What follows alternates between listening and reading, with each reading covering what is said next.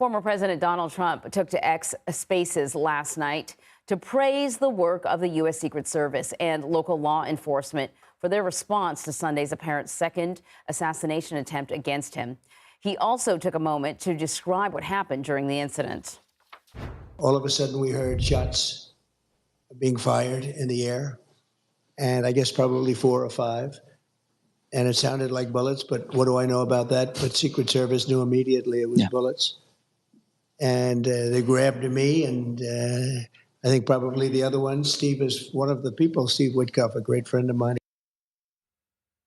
Well, the man you heard Trump mention, Steve Witkoff, is joining me right now. There he is. He is the co-CEO and chairman of the Witkoff Group and was with the former president when the shots rang out on the golf course this weekend. That must have been quite stunning for you, Steve. You were out golfing with your friend, the former president. You hear gunshots, and then what happens right after that? Well, I was probably about 10 yards away from him, Anne Marie, and it was apparent that it was gunshots. There was no mistaking that. I turned towards the president just to see what was happening, and the Secret Service were in mode. They were doing, I've described it as a exemplary job. It was almost as if they had practiced this 500 times before. They had him surrounded. He's the protectee. That's how it ought to happen. They were moving him to a faster cart. They were putting themselves noticeably between him and where the sniper, the assassin, had been identified as being, which was in the corner of the golf course. They were just doing everything they were supposed to do, and it was pretty clear that the president was looking around, concerned about his friends. There were various friends out there on the course with us that day, his staff, civilians. That was his primary focus. It was just as clear as a bell to me. You know, Steve, you're sort of reminding us of something that when the acting head of the Secret Service spoke yesterday, you know, he spoke a lot about protecting the former president, protecting Donald Trump. But what you're reminding us is that he wasn't the only one out there. You were out there. Other friends were out there. Staff was out there. So this is quite a task for the Secret Service. How do you feel they did?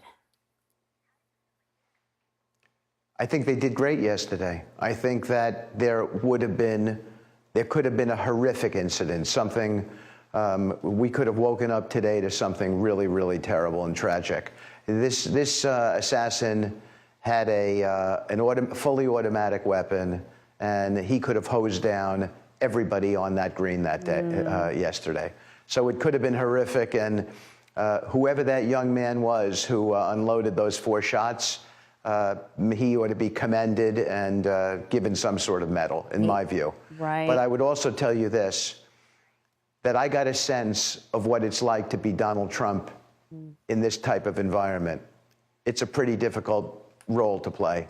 He's got to be living with this type of fear all the time, and yet he rises above it each and every time. So I will tell you that I was inspired by him yesterday, and he's been my friend 30 years, and I got newly inspired yesterday all over again because of how he was.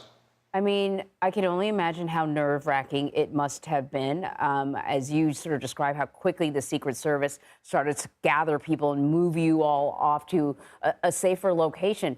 How long did it take for your nerves to sort of settle, to really let it sink in what you had experienced? You know, it's interesting you asked that, because I've been asked the question by my family.